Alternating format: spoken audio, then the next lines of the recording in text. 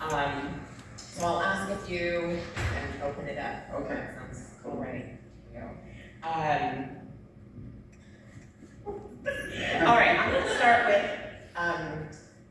going to start with you as a person. Okay. And sparked by a line from the film where Corvette, Cavassier's, where she says, when her best friend calls her Cassandra, and she says, "Don't call me that out here." Yeah. And it made me think of a really rich tradition of kind of naming in African American, African diaspora, literature, film, culture, art. When people have names, you have your home name or your nickname and your government name. Yeah. So I'm going to start with, can you tell us a little bit about your name, Boots?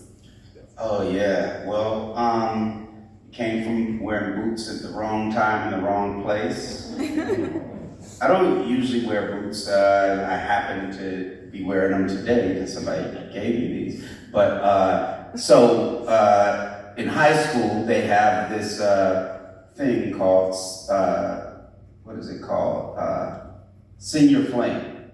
And in the Bay Area, all the schools from like Hayward up to Vallejo, which maybe you don't know the Bay Area, but that's like a lot of schools. They get in buses and they go down to Southern California, and it's like a 4 or 5 day weekend. It's one day is Magic Mountain, one day is Disneyland, one day is Knott's Berry Farm, then Catalina Island and Newport Beach. And you're thinking about this your whole high school career because in your mind it's going to be just 5 nights of debauchery. And so you pay like $20 a semester or whatever, and you add up and then you get to go. Disneyland, their part was called grad night, and you go midnight to 8, and they make you wear a suit. They make you wear formal clothes because they're thinking that makes people less rowdy. And I didn't usually wear suits, but I got a suit, and when I was getting on the bus, I remembered I forgot to get dress shoes, and I had my father go get me some dress shoes, and he's a lawyer, and he was really into a thing that I'd be into now, but in high school, anything different, it doesn't matter. You can be muscle bound, they're like, look at the muscles, whatever, right? He got me these floor shine boots with the zipper up the side. And so when I ended up sitting on the bus to go to Disneyland, somebody said, "Ray Riley's wearing boots."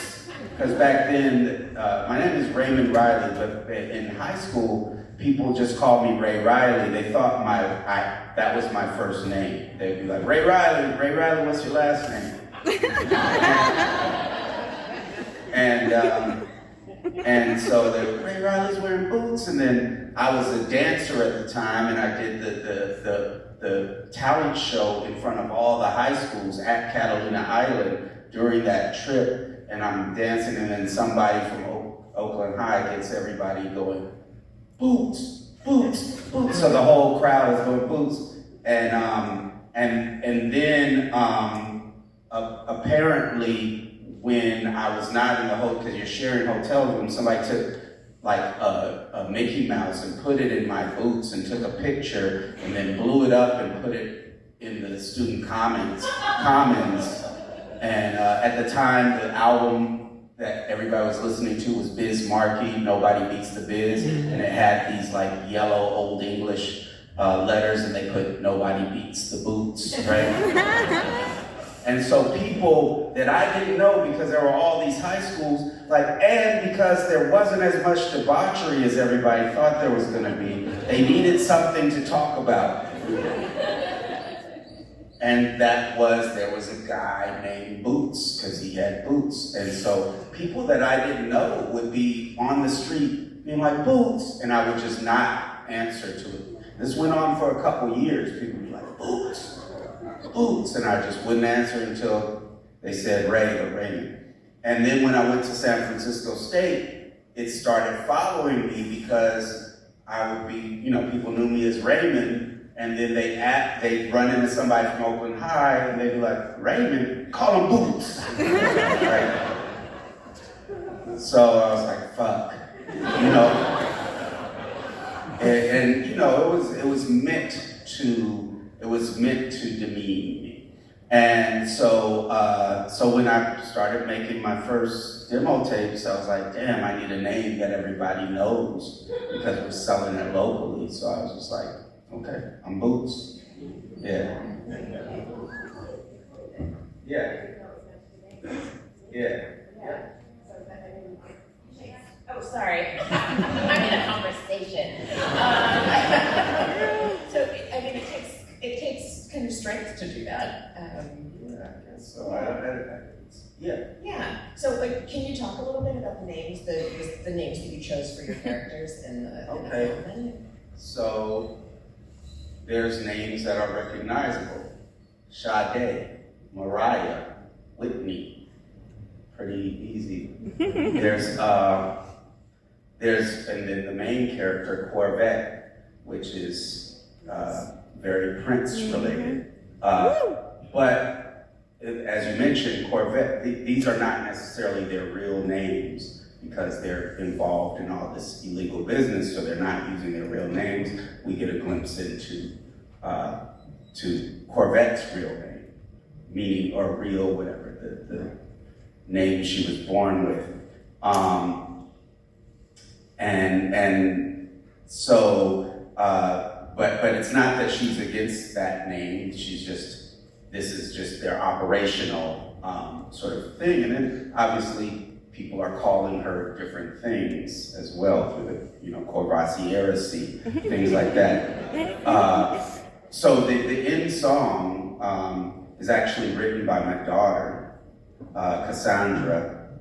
And she had written it, you know, earlier, and I had the script, and it was kind of slow, so I was like, damn, I don't know, I gotta figure out where I can put this because, you know, I want it to be upbeat, and then I was like, and then at the end we needed to go, you know, so I was like not sure about it, but I was playing the song to Kiki during, you know, in between while we were shooting, so she could get into character.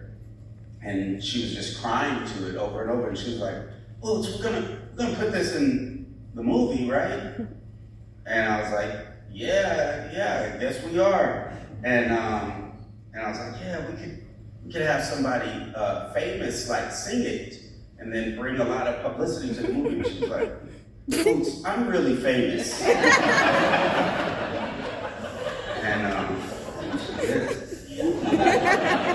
And so then her and my daughter ended up collaborating on a whole EP. Three of them are the songs you heard at the end. Oh, that's great. That's real. Those collaborations that kind of happen accidentally or that really seem to hold a lot of meaning. I think that's really interesting. I've noticed that now with this film and the last, you work with Lakeith Stanfield. Yeah. And is he a kind of like a preferred go-to actor, do you think? Or did you just imagine him as a writing? I love working with Lakeith. I actually, you know, a lot of times I come up with ideas for characters and they could be anywhere in different things, and it's just about the story that I want to tell and what it will make, you know, like Pinky Ring Guy could have been the main character of a movie, right? Or he could have been in I'm a Virgo, you know. All these people kind of make statements about the world around them. And so when I'm thinking about I Love Boosters, I was like, well, would that give us any insight into Corvette, what she's looking for, what she, and with her not going for that, does that give us any idea about her trajectory, what she's finding. So, so I decided to put this in, but before I wrote I Love Boosters, I told Lakeith, I got this character, I'm gonna put it in something, and explained it to him. He was like, okay, I'm down. Well, I mean, and I loved the ending that, you know, that she, you know, there is this moment, and he's so sincere, but she says, you know, kind of flippantly, I can't be with anyone who won't. Yeah, and that is also an add-on, because, you know, like, she is saying that, but she's also saying I'm not there anymore. That's what she says first, which is, like, she was looking for a cure to her loneliness. And, right, so she's looking for it in different places. She's looking for it in her artwork. She's looking for it in this, and she ends up finding it in a movement and in her people, her friends. Yeah.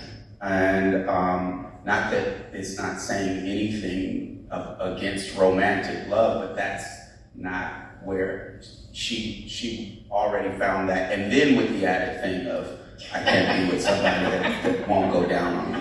So that kind of sealed it. Yeah, but so often in films, like the love interest, the romance is seen as the cure, and the As a matter of fact, in a lot of our survey screenings, people were like, well, if they're not going to get together, then why is he even in it? Yeah.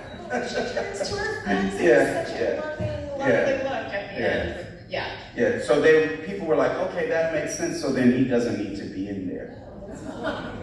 You know, but we know that she turns to her friends because of that. Yes. It's one of the reasons that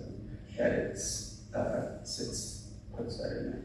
Well, so his character also, so I read a little bit, so thanks to Elliot in the audience over here, recommended this New Yorker article, so I read a little bit, but I didn't want to read the whole thing because I didn't want a lot of spoilers.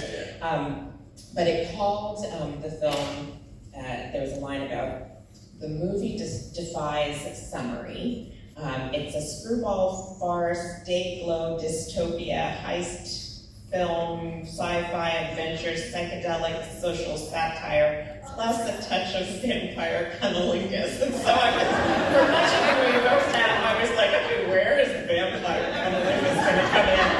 And then there it was, and I was like, didn't know what to do.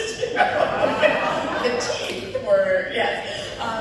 But could you talk a little bit about, I think, your work and this idea of being really kind of genre bending, it's not genre bending, it's genre layers piling on and collapsing, and kind of what you find appealing and what it allows you to do or it doesn't allow you to do.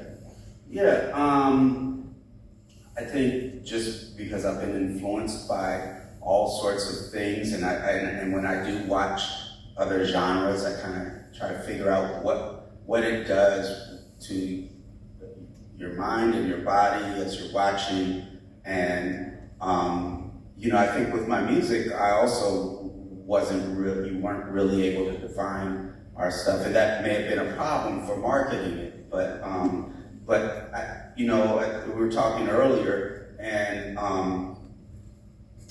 you know, writers like Toni Morrison would have things in there that you couldn't tell whether is it science fiction, is it fantasy, is it, you know, magical realism, you know, or, you know, is it just, you know, I don't know, drama, historical sort of a thing, but it's just this juiciness that comes from things, like, you know, Gabriel Garcia Marquez, things like that, just where you feel like it's poetry and full of things, and so you have all these different notes. Like, I think also like that with a good rap verse or a good piece of poetry, like there are all of these connections to other things that are going on, but then there's this main through line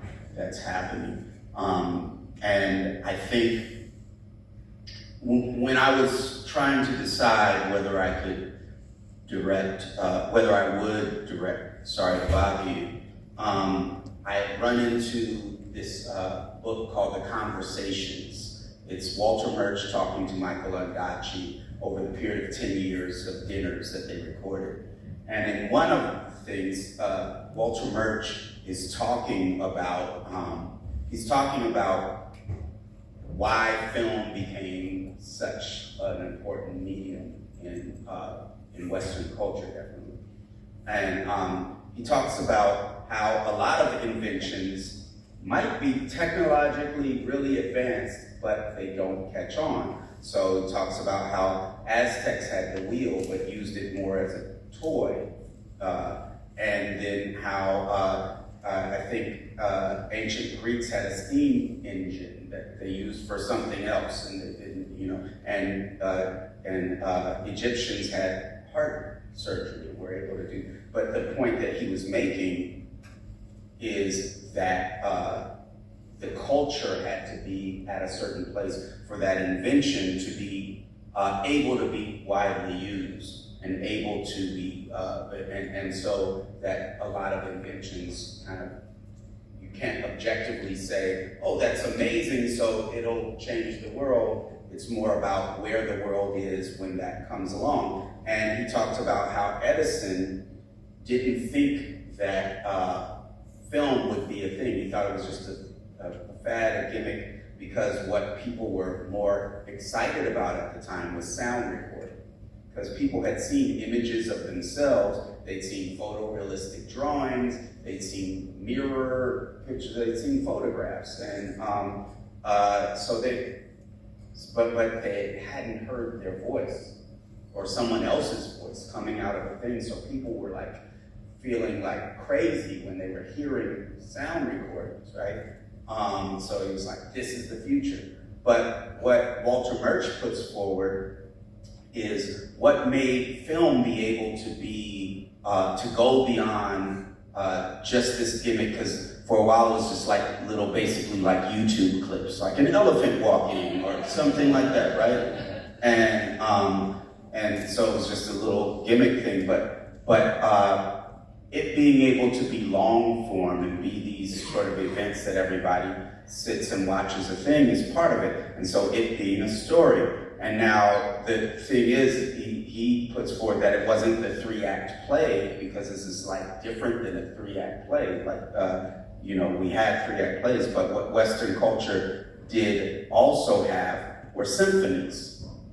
And symphonies, have different parts of different things, and it's rise, and it gets quiet, and new instruments come in, and it takes you on this journey. So there were a bunch of people who were used to a form that allowed it to be longer. So it was able to sit in Western culture in that way where people were able to accept it. And so that made me think, oh, okay, I can use my ideas of rhythm, I can use all of that, because that's like what I'm doing. And so that's when I decided to Sorry to Bother You. But even more so, as I kept going, I was thinking about what I do with lyrics and what I do with, the feelings that I'm trying to get across with music, and the things we allow ourselves to do that make songs artful, as opposed to sticking to these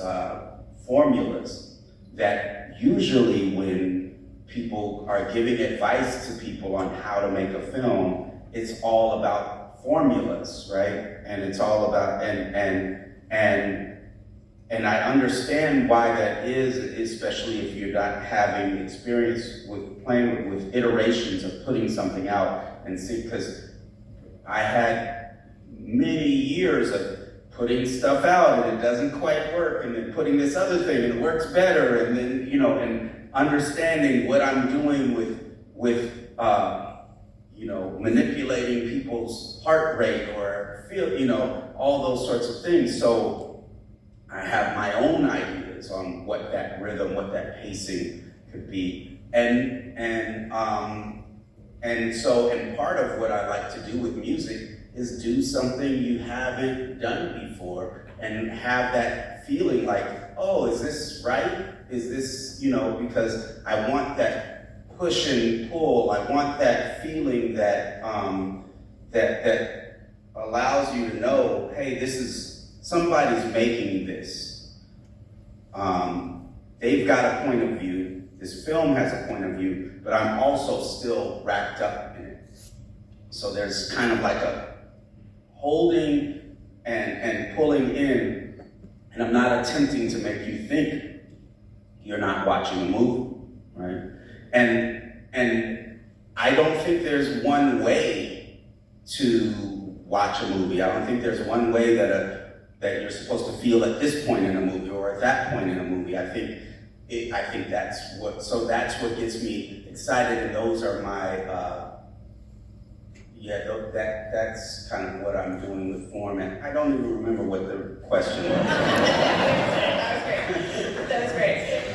But I think I love that you're just the way that you tied in like a symphony and the kind of the rising action, the rising sound and pace of symphony, and the way that kind of translates into your films, right? Like that there, that moment, as I mentioned, that the moment where I was like, whoa, and with the vampire scene, or when she first looks at him and there's something about the warping of the film, and so I was like, is that something going on with my eyes? Is that, but I was feeling it bodily because of, I was like, is that her rising heart rate? Am I listening to a heartbeat? Right? So there are all these things going on, but that have a lot to do with your musical training and your love of music. And I'm thinking, but also comedy, right? Like I think comedy also relies on really impeccable timing, and so is that connected to music? Oh, definitely, yeah. Definitely. I mean, I think it's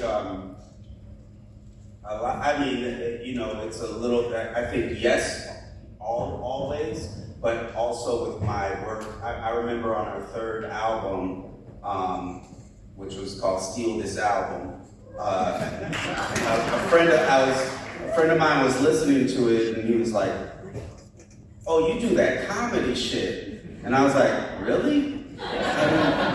Because, what we thought of as, there's a certain style of like, quote unquote, lyricism where, it's like ramping up the irony. You might have, you might be using similes and metaphors, but you're also like just juxtaposing these two ideas with each other and showing a connection, but taking out the middle part so that it's how I wouldn't have described it, but really it's like an absurdity, right?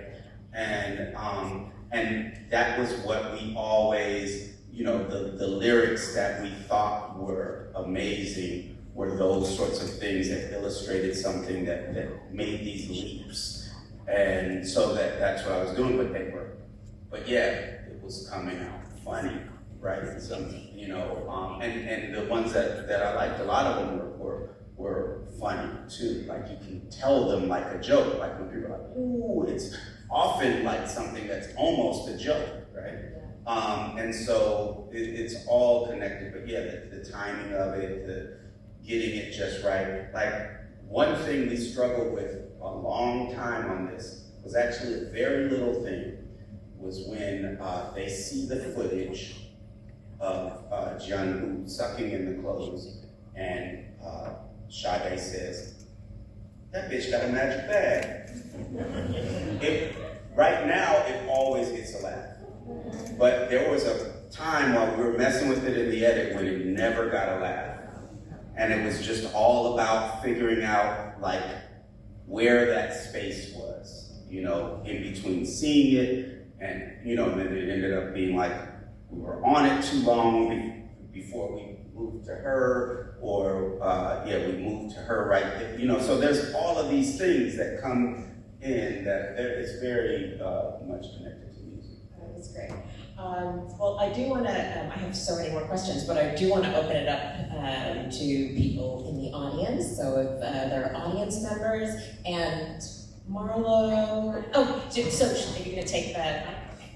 You guys can share. I see one in the front. First off, I loved it. I thought it was the most unique, original, exciting thing I've seen in some time. I do special effects makeup here locally, and I'm a filmmaker. I was wondering if you could talk a little bit about the use of miniatures and stop motion and a lot of the old school practical effects. I know I saw Alan Gillis up there having done some work on this. Yeah.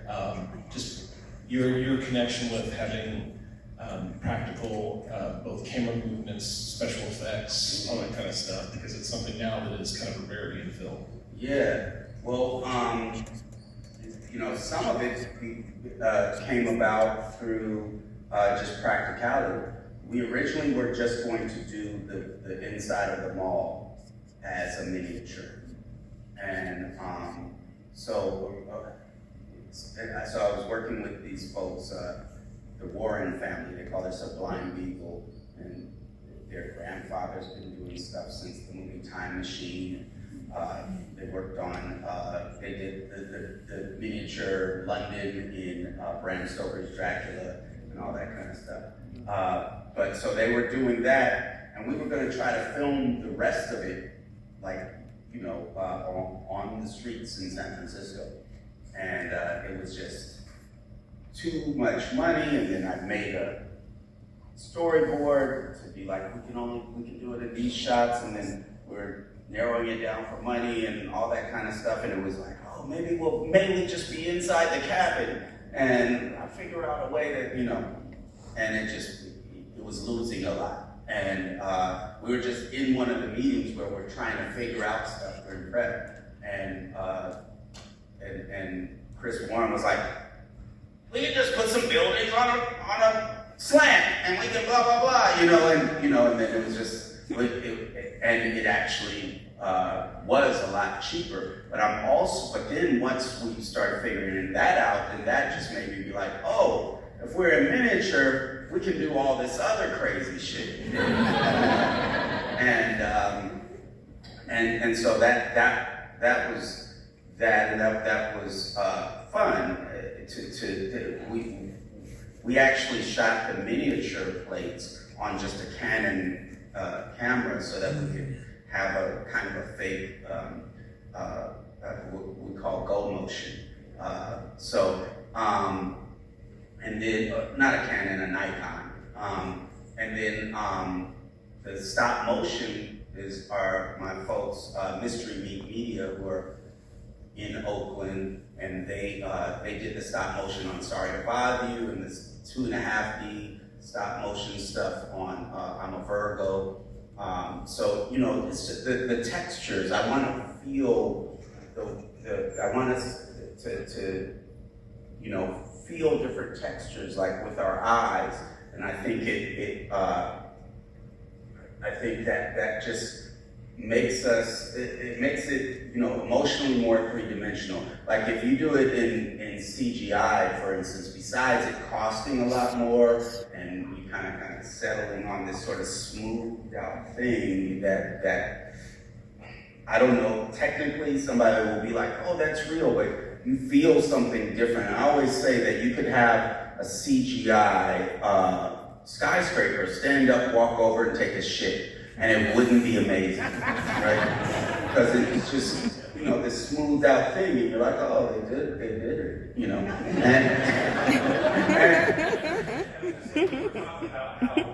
And you were talking about how getting that hands-on approach of seeing the filmmaker's fingerprints in there. Yeah. And that being something so technically handmade. It's part of, like, nobody else is going to have that particular thing. They're going to do that. Matter of fact, as we were doing the miniatures, they were looking too real.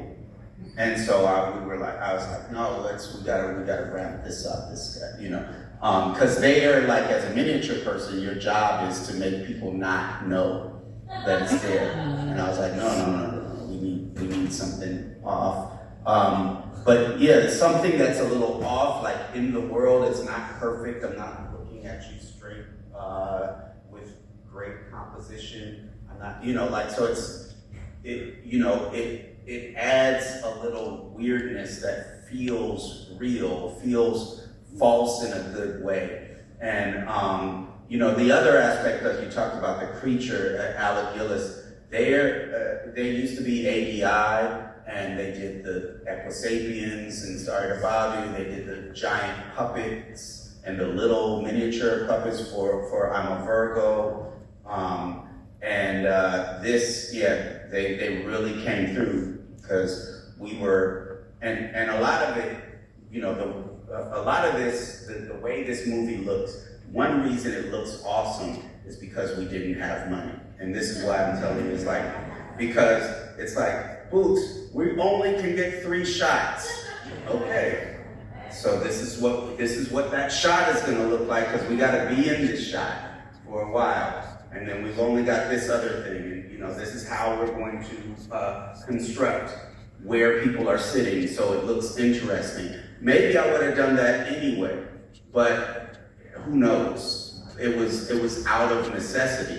We needed, they were like, you're not gonna do this montage because how are we gonna be in, 6 different places and we don't have the time. And I was like, okay, we're gonna just do one wall with different colors, and and I had to throw out like Peter Greenaway, so that it could be like somebody did it, right? And so we did that. Here's the Reds thing. Here's the brown store. Here's the pink store. Here's the blue store. Just right next to each other, and did this round robin thing. And where originally them changing clothes, there was some comedy about them being in this van all together trying to change. And then it was like, okay, well, we gotta make that be where we just have the camera set up in front of the van on a green screen. And it's just this one shot of them getting out of the car over and over. And it actually looks better than we just found pictures off the internet to put behind them. And, and make that happen. Hello. Thank you for being here again. In the film, the character who's the vaping cosmic physicist philosopher, I love that character, and I thought they played so well in all their scenes. And I'm curious about your perspective for how much of that character was plot device, and how much of that character is purely your personality. I don't know if it's my personality at all, but I don't know if it's just a plot device, because I think there will be a lot of people that want to, that feel like, oh, if I salt at a retail store, I'll be hot too. You know what I'm saying? Or if I understand, dialectical materialism, then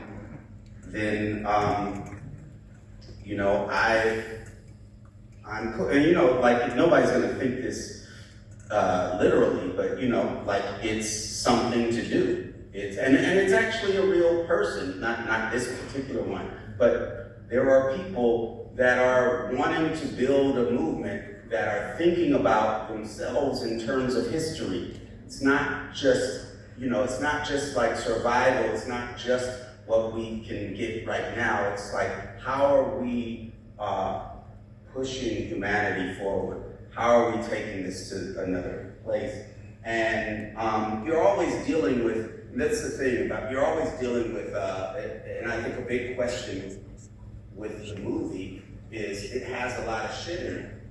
And normally you're have less stuff, so especially now in the days of TV, right? You have all this time to do all this stuff, and the person's brother's husband gets their own episode, things like that, and it's they're trying to fill up space and keep you on. And that's actually maybe not. There's nothing wrong with it. It's not just commercial, because I think maybe there have been ancient times where people just told a story for a long time, over months and months and years. So it's not that, but I like movies, and I think that that we can push different ways. There's different things that we can do. There was a time when montage was thought of as like, it wasn't just thought of as cutting edge, it was thought of as something like, why would you do that? Because you don't get to look at the picture for long enough, that sort of a thing. So the vaping and her way of being is part of us kind of getting to know her, as opposed to us finding out, well, her parents got divorced in such and such time, and she really has a hang up about this thing. Like, that's great, but you don't do that for all the characters. And you make them colorful, because a lot of times you meet people in your life and you don't know shit about them, right? But they have a part to do in your adventure, and they are real people. And so I'm pushing back on the idea that we have to know everything about everyone, but that something sings through about them. First, thank you so much for being here. So you are the epitome of a multi-hyphenate artist. You have your hands in multiple pots: theater, film, music, and television. What are some things or people that fuel your creative spirit? Who are your inspirations, your muses, whatever you like to call them? And what do you listen to or watch, or even places that you go to fill your creative spirit? Okay. So, that might change all the time. But I think recently a lot of times through my life, I've quit doing art because I'm like, what am I doing? I don't really understand how it's working. What am I spending my time on?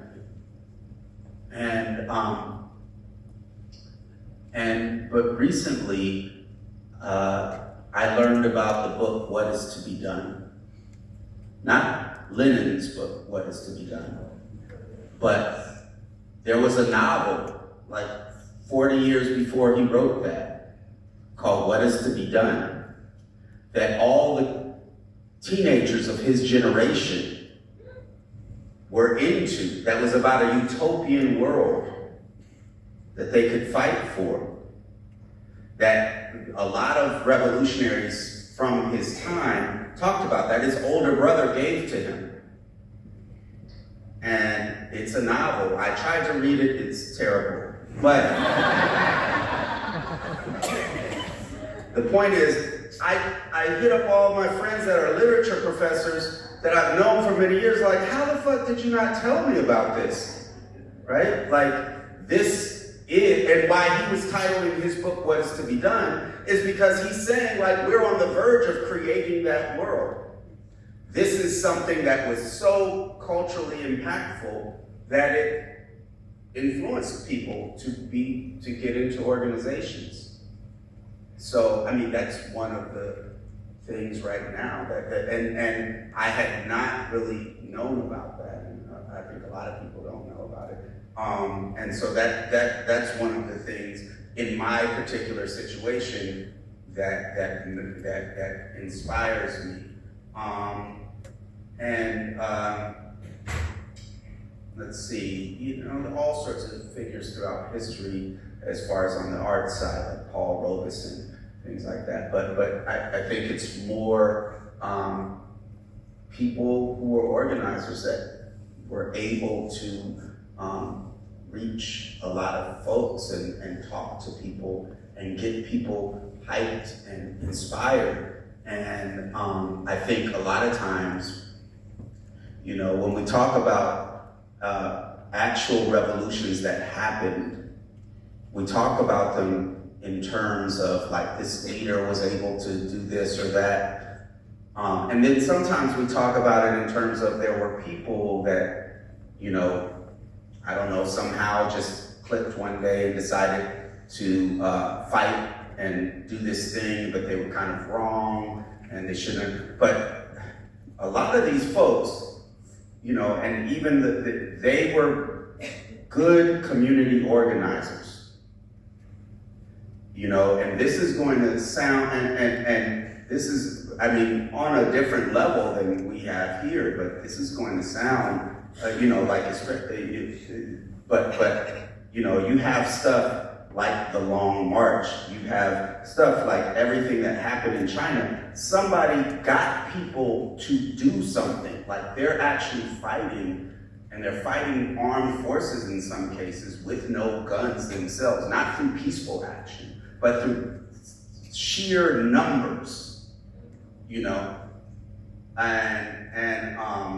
And you got places like Cuba, where we tell the story of just like Fidel and them coming in with you know, the military side, but they organized general strikes, not them, other people organized general strikes and got people to do things, got people to see that they had power, and got people to fight, and those general strikes are what allowed their revolution to happen, and that's kind of and us not knowing that is part of how they get us to just look at their current states as just you know, a binary good or bad, as opposed to seeing that these are people in process and figuring out who they are and how to have control over their lives.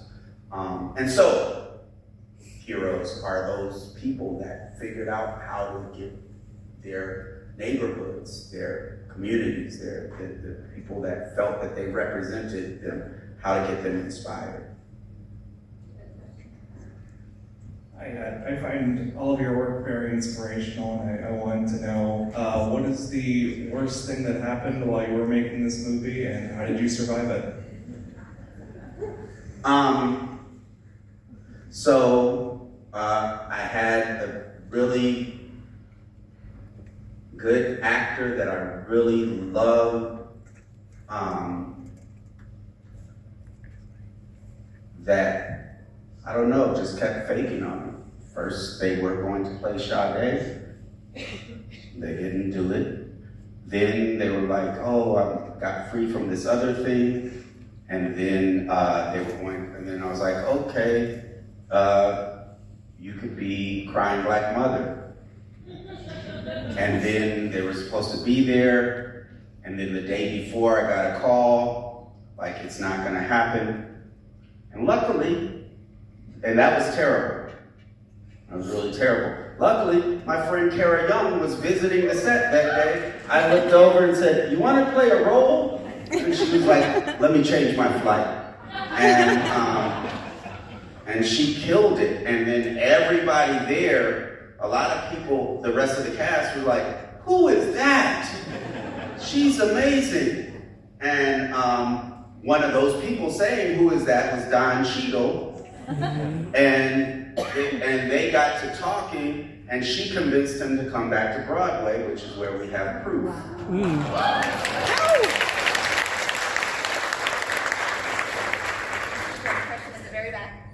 Hi. Sorry to Bother You was my favorite. I think this one has replaced it. But you're coming out and saying that I Love Boosters is your best work, and that's a heavy statement considering how hard Sorry to Bother You hit the culture. You're mixing all this wild, futuristic, demon-type energy with real deal pro-worker politics, and it just works. So hats off to you, sir. How do you balance that surreal, trippy side with the grounded message about building real unity? And for the folks back home, especially the youth, what's the main thing you want them to feel when they see the Velvet Gang standing up to the system? How do I balance it? It's trial and error. But the grounded part of it is we have to believe that specifically our main characters are real people. And that doesn't mean, like, obviously they can jump through a window in a van and still live. But it's the real people part is their reactions to things, the things that they want, the things that they're doing. They feel real. Us actually feeling in the moment with them, like being, that's why I get close up in people's faces so much, right? Because I'm getting actors, and a lot of the job is done first by just getting amazing actors, right? Getting amazing actors but that have a connection to emotion, to where they're and us having a lot of talk about it, so that they are able to just feel the feeling that the character is feeling without worrying about whether it looks like they're feeling it, right? Because once you start worrying that it looks like it, it's very false and big, and so they also trust me that I'm going to get it, right? And so that's me getting close in their faces and letting them just be the thing, feel the thing. And when you're doing that, you know, like you could have a scene where two people are sitting in a living room and one person says, "I don't love you anymore." And you're like, "I don't believe you ever loved her." Like, it doesn't, you just are reading some lines. You like, that performance can really take you out of it and you don't care. But then you could have a great performance where, you know, you have cardboard elephants run through and destroy the place, and you see that they're cardboard, but the feeling that you're getting from that person reacting to it grounds it for you. So that's a big part of it. Also, their motivations, like this is a world with a lot of crazy stuff going on, but they still want some basic things that we want. Even you know, you got people with no skin on, they're not trying to eat people's brains. They're trying to get people to like free market housing. These are things that are connected to our world, and so, you know, it has those aspects to it. So I think that's where that is. I don't remember what the second question was. Oh, yeah, I want people to see that they are connected to this whole to humanity, and that they can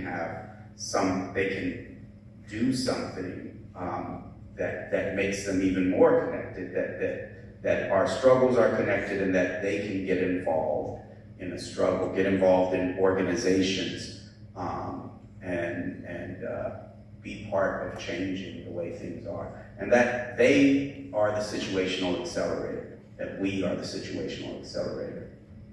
Thank you. Great film. I don't know if I've ever laughed this hard in theaters before. My question is, what advice do you have for aspiring writers and artists in this time of political and creative crisis, specifically in regards to the rise of artificial intelligence and tech fascism? I'd say just ignore the AI stuff. I mean, it's bullshit. It doesn't, I mean,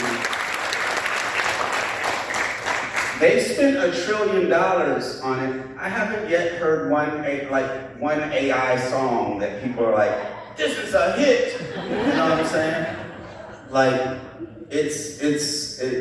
and then also stuff like where they're proving like it's going to take over. They've been exposed. Well, one thing is that you remember those Google VO ads that people were like, "Oh, this means," you know, they had all these ads where there's actors talking to each other and being like, "It's crazy that there's been no actors involved in this, and this is blah, blah, blah." Well, no, I know people that say they were on the crew that signed NDAs, apparently, that they told me.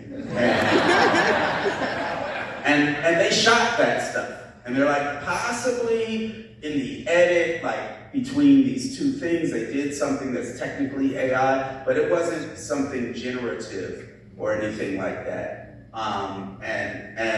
And so they're really scrambling. Like, imagine $1 trillion being spent, and the little that there is to show for it is that then you had that one, the Tom Cruise fighting Brad Pitt thing. And that got exposed that there was it was only, the lie was in how it was put out, but the company that did it wasn't lying. When people researched the company that did it, they just shot people fighting on green screen, right? They shot people fighting on green screen and had all these different moves together, and they were advertising that they could do this, and then the rest of it is stuff that video games have been doing for 15 years.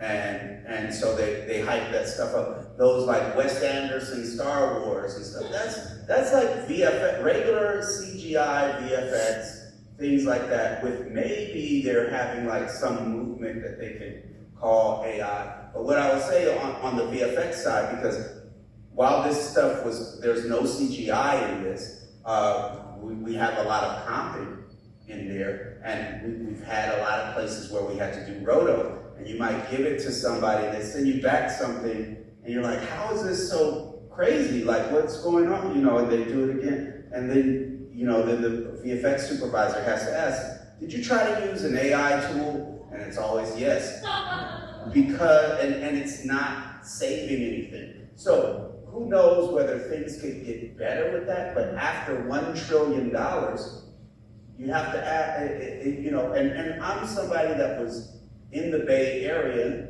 when the first dot-com boom and bust rift happened. You know, like there's something where we are forgetting that they have very recently scammed us, right? And scammed people out of billions of dollars.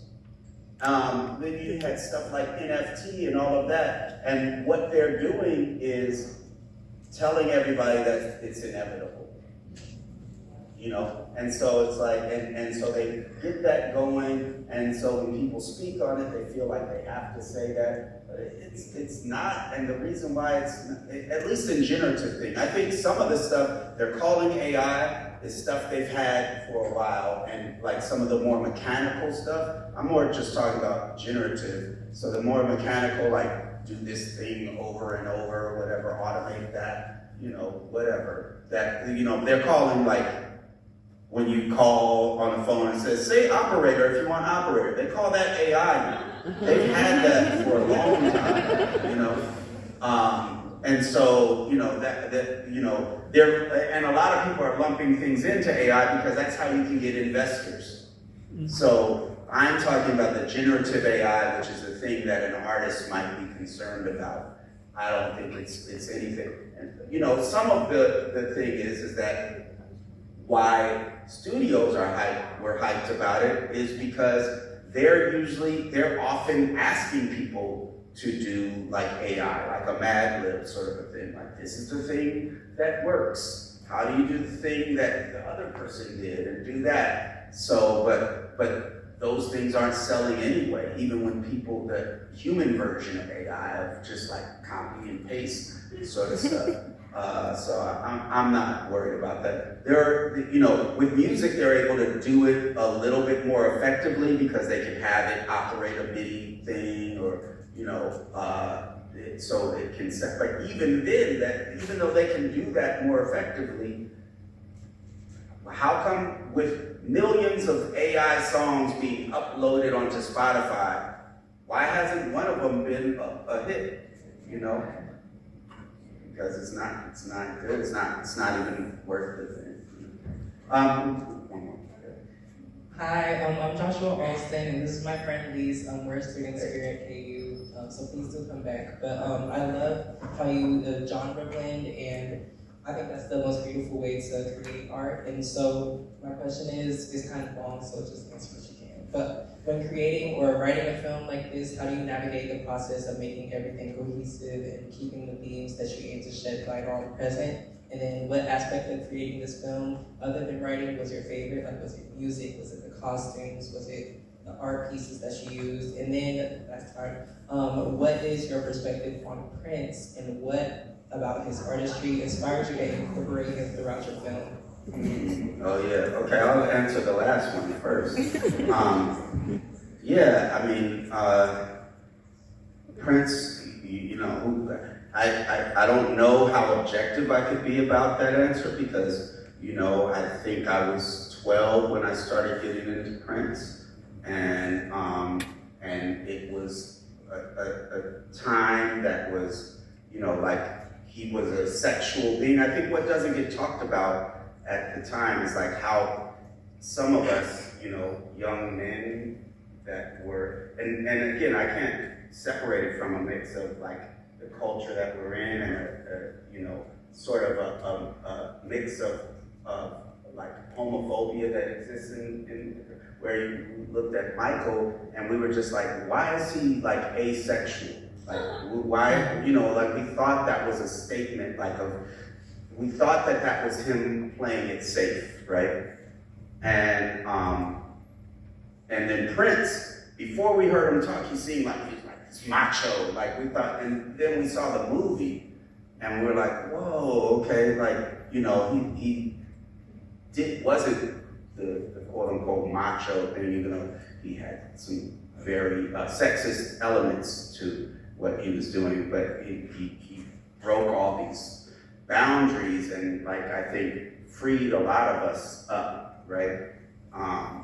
And because even though people were like, like this would be the thing, I think it probably still is like where people are like, is that person gay? Is that person gay? Blah, blah, blah. And I think he was the first person where, like with Michael Jackson, they'd be like, no, he's not, right? But with Prince, we'd be like, probably.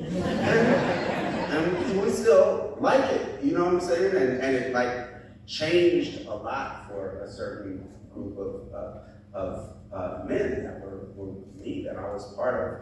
And so, and the music, just the freedom that he had, because at the time, that was like when Purple Rain was coming out, but then we were listening to the other stuff too, the old, the Dirty Mind, Uptown, Sexuality, all that kind of stuff, and it really felt, I don't know, a version because I didn't know what punk was at the time. We weren't involved in those scenes, so that was like like it just felt anti, it felt against whatever else was out there, even though it was obviously part of Warner Brothers and all that kind of stuff by then. It felt musical. It felt more musical than the stuff that we were listening to. And we were even caught up in like who you got? Whose side are you on? You on the Time or you on Prince? Like he made a beef, like with like music that he was making, made us like choose sides over, right? But yeah, it just, and we didn't know that it was genre bending. You know what I'm saying? Because we just are hearing all of this stuff. He's got stuff that would be rock, stuff that would be punk, stuff that would be just old school R&B, all of this stuff mixed together, but with a, the beat being the constant, like that was going at you. So yeah, that was definitely that. And when I was 12, I wanted to be Prince, but I didn't want to practice. So there you go. And Prince saved me from comic books, and then from Prince, then I went to radical politics. So that was very important in my life. And then I forget what the question was. Oh, being cohesive. Yeah, I think the humanity part is the cohesive part. My movies, I'm more influenced by novels than other film, and I'm more influenced by, at least in the structure of it, right?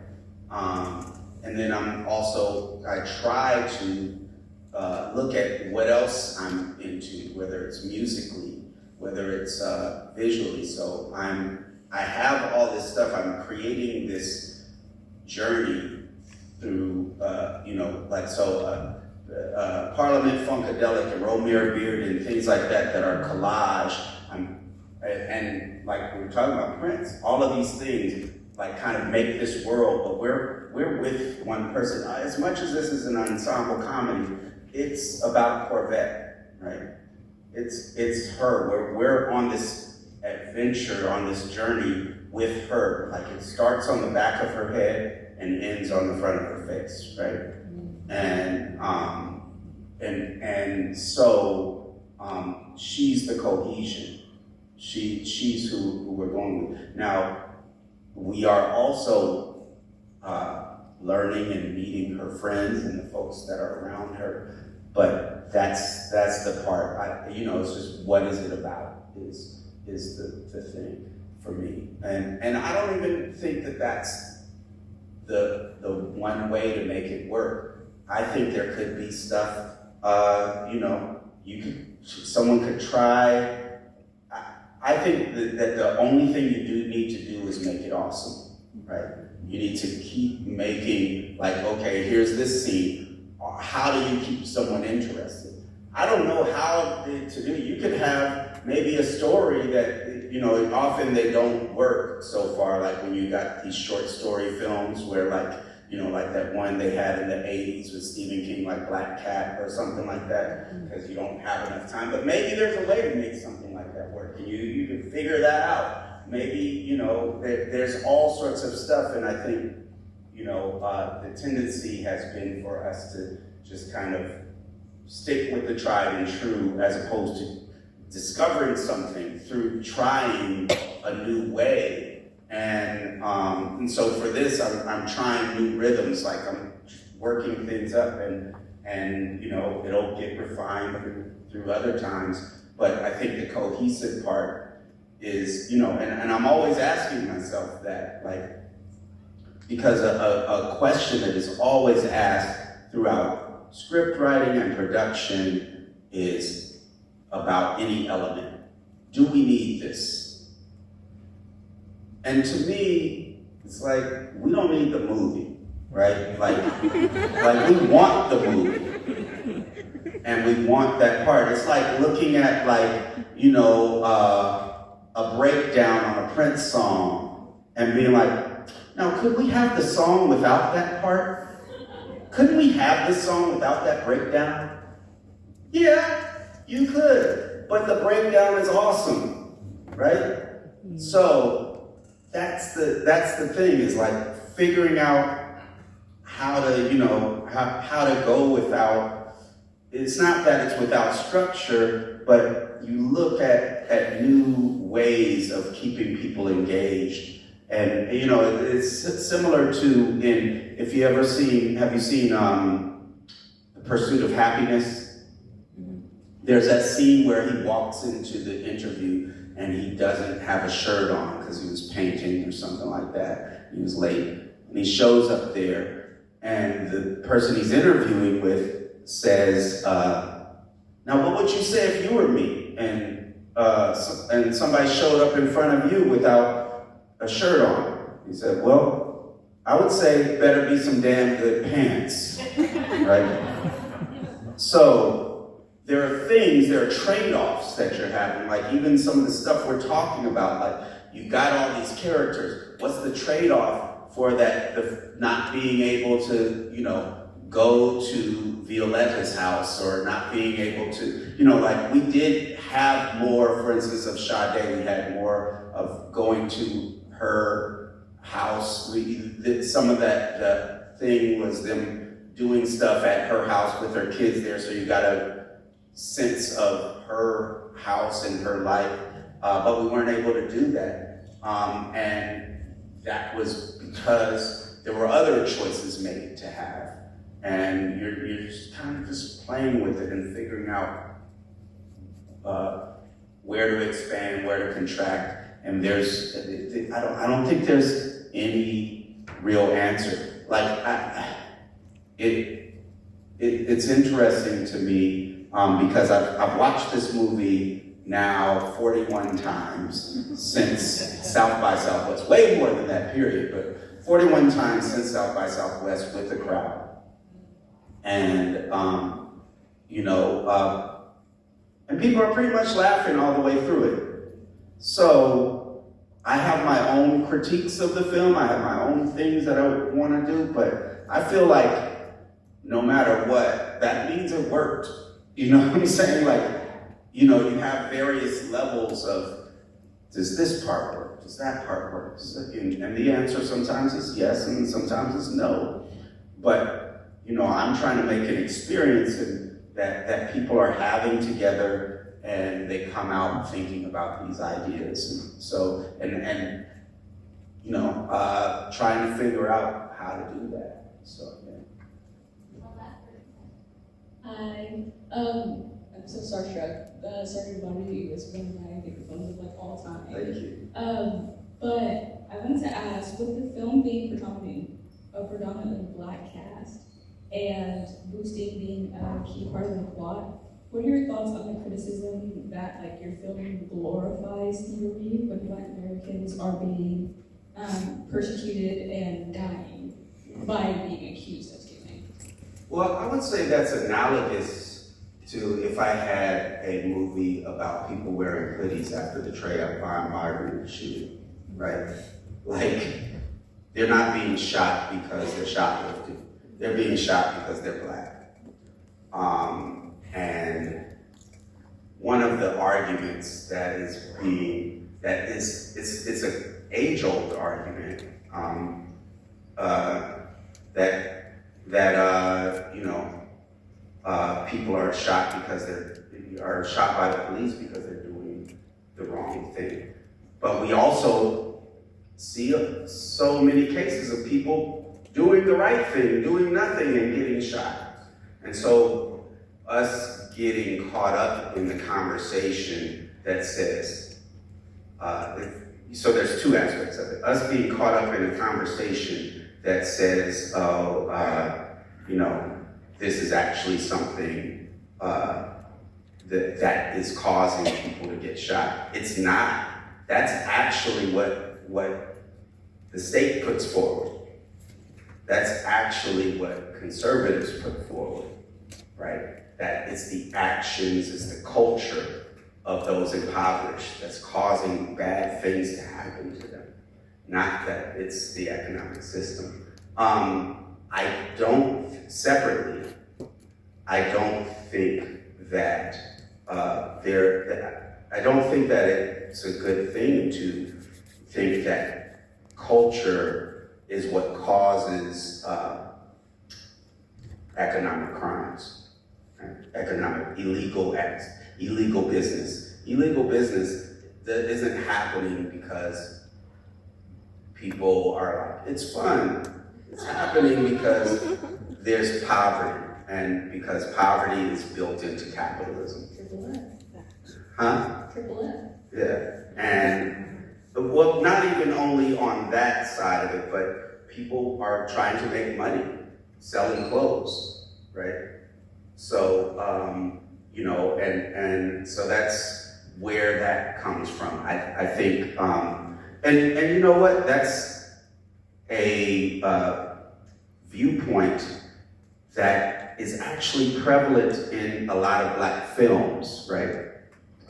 So there are films where the maybe recent films where you find out the villains are the ones that are doing all the things that Black folks are accused of doing, you know, and so therefore being like that in the real life, the Black folks that are doing these illegal business, those are our enemies, right? That's the moral that it tells you.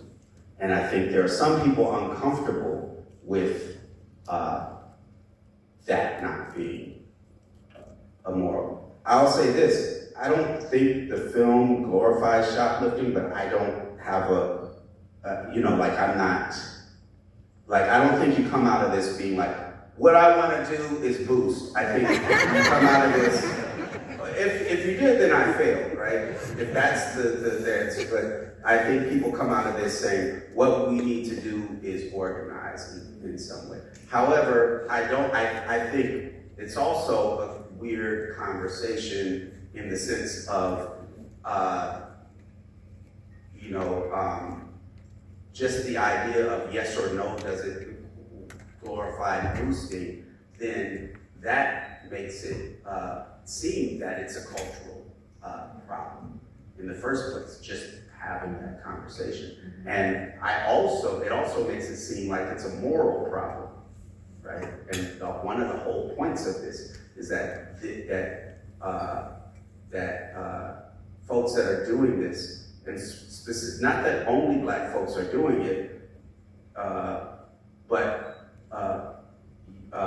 Black women and Black folks in general are being villainized as the scourge of society. And so that the clutching the pearls, of whether it's glorifying boosting, actually feeds into that villainization, right? And in the whole actual fact of it is the Intercept did this expose. The Intercept is a investigative journalism website, and they've won a lot of awards, started by people with Pulitzer Prizes, things like that. They uncovered documents that showed that in the wake of the George Floyd protests, that all the police unions got together and hired publicists, and with the coordinated effort of pitching stories to local news that then got re-fed on Instagram and all that kind of stuff that said that shoplifting and these smaller crimes were ruining the nation and that were ruining the city and things like that. And especially in cities where crime was actually going down, they wanted increase in these stories. And the reason why is they were saying instead of defending ourselves for shooting people for police brutality, let's have stories out there about why we need more police, why police need more funding. And so that's why there's even the question right now is a result of that hype, right? But yeah, if somebody is, for instance, someone got shot because they were running away in a parking lot, right? Not because, when they were running away in a parking lot and suspected of shoplifting, they got shot in the back 6 times. In that case, they didn't get shot in the back because they were shoplifting. That person the police didn't think they needed to shoot someone for shoplifting. They wanted to shoot someone, and could use could use that suspicion for any time they shot a baby, who they also shot a baby in a car for the suspected shoplifting of diapers, right? Or supposedly suspected. So yeah, I just think that is a dangerous thing to start saying that police murders are happening because people are, that's like, it's really the same thing when people are like, well, George Floyd was on fentanyl or whatever, or something like that, right? If someone came out and said, because for instance, I don't think fentanyl should be out there, right? But if I were to be like, you know why fentanyl shouldn't be out there is because that would have stopped George Floyd from getting killed. You would see the political place that I'm putting myself in by saying that. So it's an argument that I don't agree with. Thank you all so much. I think you're doing a privilege.